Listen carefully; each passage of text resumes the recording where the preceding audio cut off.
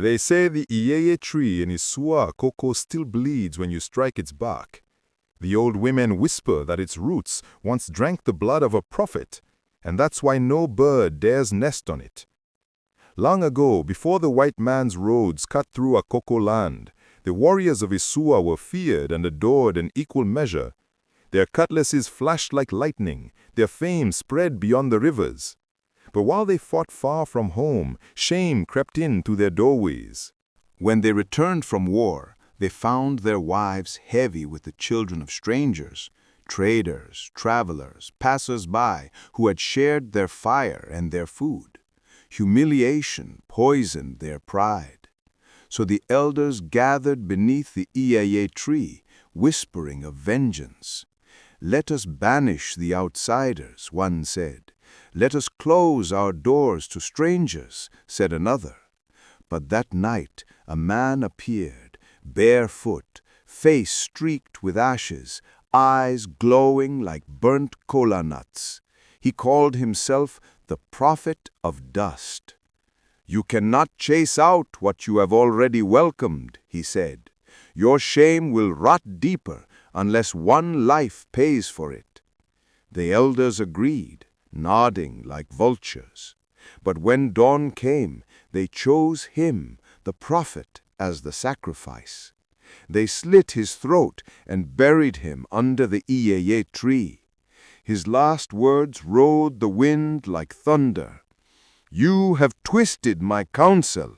From now on, the wives of Isua will remain unfaithful, but it is the husbands who will die." And from that day, every warrior who doubted his wife's faithfulness died with the taste of iron in his mouth. They thought it was just a curse, but Isua was only beginning to bleed. Generations passed. The curse became a quiet drumbeat beneath the soil of Isua. Strong men no longer feared battle. They feared marriage. A woman's laughter could send a warrior to an early grave. A misplaced glance could wither his lungs. So the men of Isua learned to love with suspicion, and the women learned to smile behind silence. But among them was Bode, the last great war chief, broad-chested, scarred by glory, proud as thunder. When he walked, his shadow alone seemed to challenge the gods. He married Yejide, a quiet woman with eyes like deep indigo. Her hands were never still. She wove Iyeye cloth that shimmered like spirits in moonlight. The women of Isua admired her. The men pitied Bode. "A beautiful wife is a curse wearing perfume," they said. But Yejide was no ordinary wife. Beneath her calm, something ancient stirred. Her grandmother had whispered forbidden stories of a prophet betrayed beneath the Iyeye tree, of a curse twisted by warrior blood. And hidden in a clay pot beneath Yejide's loom was a tattered scroll, its words written in the prophet's dying hand. That scroll carried the secret of how to turn the curse back. But the reversal demanded a terrible price. The death of Isua's strongest warrior, taken not by battle, but by betrayal. When Yejide first touched that parchment, the ink burned her fingertips black. And that night, as she lay beside Bode, her eyes stayed open. She hadn't married him for love. She had married him for justice. In Isua, hospitality was sacred. A traveler could arrive with nothing but dust on his feet and still eat from the chief's pot before sunset. That was the old way, before the curse. But Yejide remembered the prophet's words passed down through blood. What they welcomed is what will destroy them. So she used the law of kindness as her weapon. When Bode returned from a victorious campaign, she smiled sweetly and said, "My husband, our warriors deserve a homecoming worthy of legends. Let us hold a triumph feast. Let Isua remember its generosity." The idea pleased him. Bode, proud as always, loved to feed those who praised his strength. He didn't know that every feast would draw her plan tighter, one stranger at a time. The first feast was grand. Drums thundered. Palm wine flowed like river water. Travelers, traders, wanderers, all were invited to eat, to laugh, to sleep in Isua's guest huts. And that was how Yejide began her hunt. She watched each stranger carefully, her gaze calm, her thoughts burning. Who would be the perfect one, the guest that would complete the prophet's condition? Then she saw him, a tall, smooth-talking merchant with sea-colored beads and a smile that hid mischief. His name was Tunde, a man of charm, not courage, an outsider with a story in every pocket. That night, Yejide whispered to the darkness, "You have come far, Tunde, and farther still you shall go into destiny's trap." And from the roots of the Iyeye tree, something old and watching stirred again. The dry winds came early that year. Dust clung to everything, roofs, skin, even breath. It was in that season that Tunde made himself at home in Isua. He was not a warrior, not even close. He was a merchant, a man of easy smiles and smooth lies, with bracelets that jingled softly as he spoke. His stories sparkled brighter than his coral beads, tales of kingdoms by the coast, of rivers that glowed at night, of markets where gold was traded for laughter. The people loved him, and Yejide made sure they loved her for welcoming him. She would linger near his stall in the market, her wrapper dyed the color of twilight, her laughter gentle, never loud, just enough to be overheard. Each time she left a thread of rumor behind her, like silk from a spider's belly. She visits too often, some whispered. She listens too long, others said. Soon the air around them tasted of scandal. And Bode, proud Bode, noticed. One evening, as he sharpened his cutlass, he found something strange on their sleeping mat, a foreign cufflink, carved with a symbol he didn't know. He turned it over in his hand, Tunde's symbol. He said nothing. Warriors did not shout at ghosts, and the curse of Isua was a patient ghost. That night, as Yejide wove in her hut, her shuttle beat against the loom like a drum of war. Each pattern she made carried a hidden mark, and beneath the rhythm of her weaving, she whispered, "Let them talk. Their tongues will summon the curse faster than any spirit." Outside, the wind carried her words straight to the Iyeye tree, and the tree listened. At first, it was just murmurs, a passing word here, a sidelong glance there. But in Isua, rumors spread faster than fire through dry palm leaves. They said Yejide, the weaver's bride, had grown too fond of the stranger. They said Bode, the mighty warrior, had lost his charm to a man who carried no spear. They said the curse had found its next drum to dance to. The market women knew before the chiefs did. When Yejide came to buy yam or pepper, their chatter softened, only to rise again when she left. She pretended not to hear, but her heart beat steady, steady, like the loom she worked by night. Each word, each whisper, she fed it like firewood to her cause, because the prophet's scroll had said, "The curse will sleep until love and shame drink from the same cup." So she waited, weaving, smiling, feeding the story until it grew teeth. Meanwhile, Bode changed. His voice grew harsh. His laughter disappeared. Sometimes he woke from dreams drenched in sweat, hearing the prophet's laughter in the wind. He saw shadows move at the corners of his home, saw Yejide's eyes glint like the river at midnight. When he asked her, "Do you still love me?" she replied softly, "If love could heal Isua, we would be gods by now." And that night a dog howled by the Iyeye tree 3 times. The elders said that was the sound of a warrior's spirit being measured by the ancestors. Inside their hut, the last light went out. Outside, the whispers became wails. The curse was waking. The moon that night was swollen and red, like a bleeding eye watching from the heavens. It was the festival of masks, when spirits were said to walk among mortals, and the living wore faces of the dead to keep the balance. Drums began before sunset, deep and relentless. Children danced, old men drank. But behind the joy, a strange heaviness lingered in the air, the kind that made goats bleat and flames flicker blue.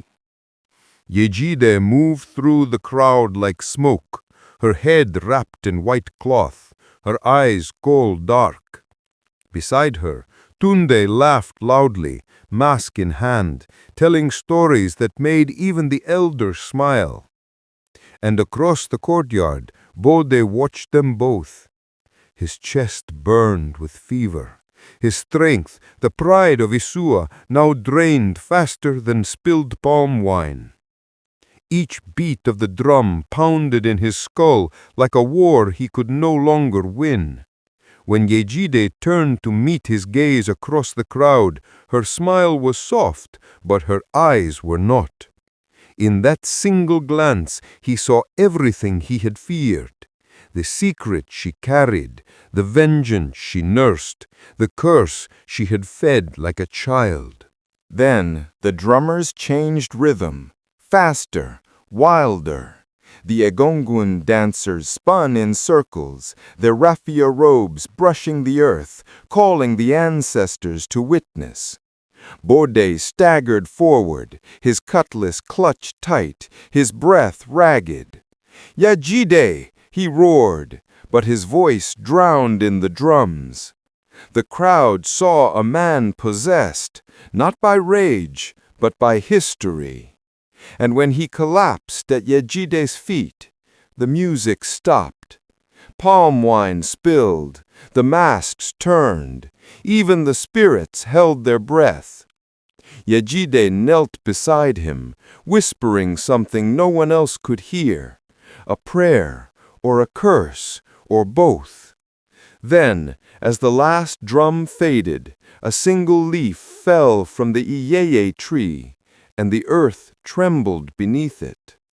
The curse had claimed its price, but Isua's suffering was only beginning. By morning, Isua had gone silent. No rooster crowed, no pot clanged. Even the river seemed to hold its breath. The great warrior Bode was dead. Some said fever took him. Others whispered that the Egungun claimed him for speaking their names too loudly. But those who saw his eyes before they closed said there was something else, a shadow that smiled inside them. They buried him beneath the Iyeye tree, as was tradition for chiefs. But when the first shovel struck the soil, the ground bled dark water. The elders shuddered, but none dared speak. Yejide stood beside the grave, veiled in ash-colored cloth, her face calm, her heart a storm. When the last mound of earth was laid, she bent low and pressed her palm to the soil. Under her breath, she recited words from the prophet's scroll. Let the seed return to root. Let the root return to fire. Let what was broken find its echo in the dust. The ground trembled faintly, almost in answer. No one else heard it. No one else felt the warmth rise from below. That night, the elders gathered at the shrine. They poured libation and asked the ancestors, "Has the curse ended?"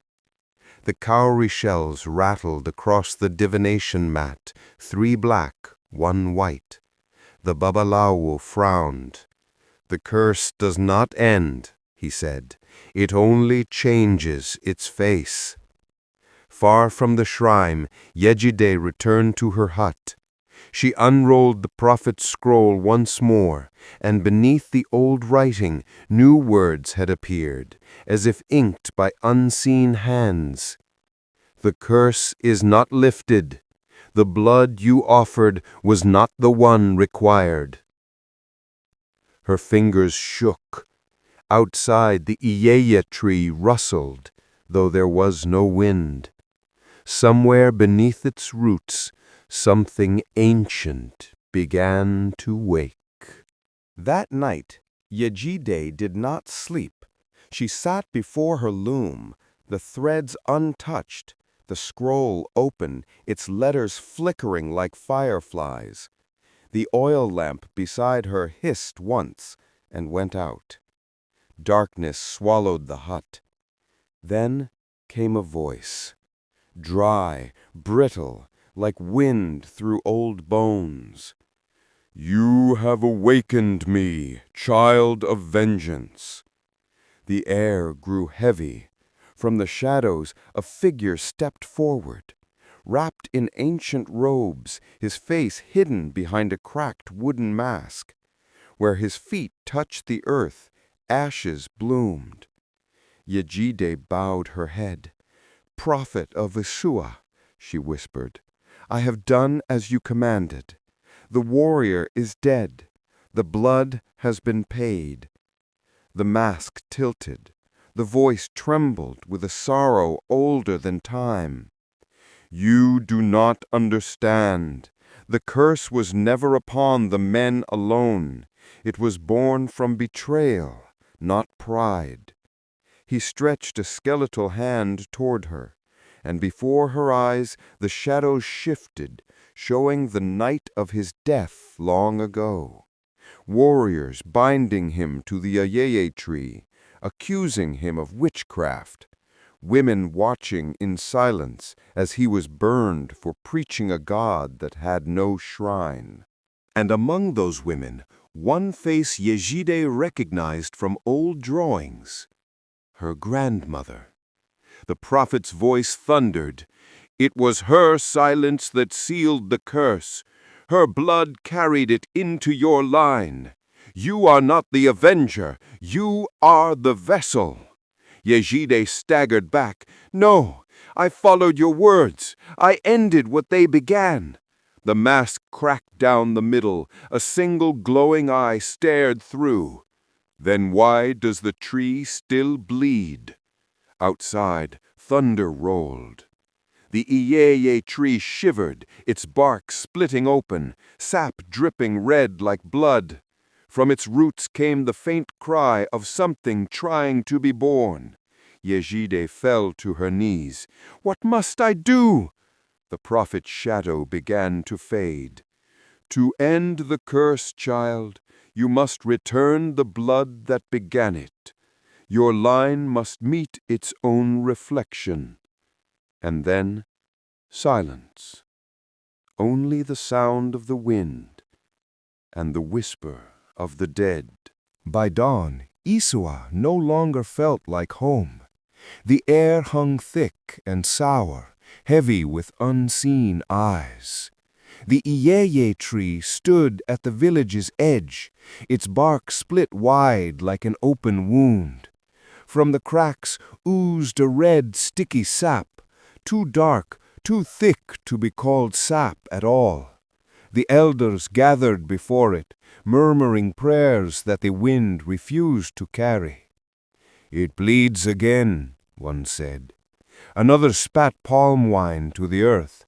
"The curse grows hungry." In her hut, Yejide wrapped herself in silence. The prophet's last words echoed through her mind. Your line must meet its reflection. She understood now. It was not enough to sacrifice another's blood. The curse demanded her own. That night, when the moon rose pale and trembling, Yejide walked alone to the Iyeye tree. The villagers saw her and turned away. They had begun to fear her shadow too long, her eyes too calm. At the base of the tree, the earth pulsed faintly, as if alive. She knelt and began to dig with her bare hands. The soil was warm, almost breathing. Soon she uncovered something hard. A skull, old and blackened, its jaw twisted in a scream. The prophets. As she lifted it, the ground shuddered, and the voice returned, no longer gentle, but vast and hollow. Yejide of Isua, will you end what your mothers began? Her voice cracked. Yes, I will give what the curse demands. She pressed the skull against her chest, and the blood of the tree reached toward her like roots seeking life. It coiled around her arms, her throat, her heart. Her scream rose into the night, not of pain, but of surrender. The tree drank. And for the first time in generations, it stopped bleeding. By morning, only Yejide's wrapper lay beneath its roots, white, now stained crimson. The villagers said the wind in the branches sounded like her voice singing, but those who listened too long heard something else. The tree breathing. Morning came soft and gold, but Isua did not wake. Even the roosters forgot to crow. The Iyeye tree, that ancient witness to blood and betrayal, stood quiet for the first time in living memory. No sap, no whisper, just a strange stillness, like the breath before thunder. The villagers gathered in fear. Yejide was gone, her hut empty, her loom still humming faintly, as if unseen hands finished her last pattern. Upon the mat lay a single strip of adire cloth, deep indigo, marked with the pattern of a serpent coiling around a spear, the symbol of the prophet's vengeance. The elders sent for Bode. He arrived pale and trembling, the fever that once gripped him now gone. When he saw the cloth, he fell to his knees. She has done it. The curse is complete. But as the wind shifted, something darker stirred. The Iyeye tree groaned, its roots cracking open the ground. From beneath, a low human sigh rose, familiar. Bode! It was her voice. Yejide's voice, soft but endless, weaving through the leaves like a spirit made of wind. Every night after, her song returned, carried through the hills, into dreams, into the hearts of lovers who dare lie. And when any woman of Isua was unfaithful, she did not kill her husband, no. The tree called her instead. One by one, the wives vanished into the forest, drawn by the melody of Yejide's eternal lament. The curse had evolved. It was no longer vengeance upon the warrior's blood, but upon the hearts of deceitful women. So when the wind rustles through the trees of Akoko, and you hear a woman singing softly in the dark, don't answer. For the weaver of blood still walks the forest of Isua, humming the song that ended her world and began her legend. And the quiet, echoing moral of the Iyeye tree is this: you cannot extinguish a flame of vengeance by simply shifting where the heat lands. The warriors, blinded by pride and shame, twisted the prophet's counsel. Yejide, consumed by a righteous hunger for justice, twisted the prophecy again, believing she could command the curse. But a curse is not a servant, it is a cycle. Every offering of blood, whether the prophet's, the warrior's, or the weaver's own, served only to feed the original wound. It teaches us that when we seek to control the darkness born of betrayal, we do not end the suffering, we merely give it a new and more enduring form. The bleeding stops only when the last person realizes that the deepest curse is not inflicted by the gods, but self-inflicted by the human heart that refuses to forgive, demanding payment even unto eternity. What part of the story resonates with you the most? The nature of the curse or Yejide's quest for justice? Let us know in the comments. And don't forget to like and subscribe for more captivating stories.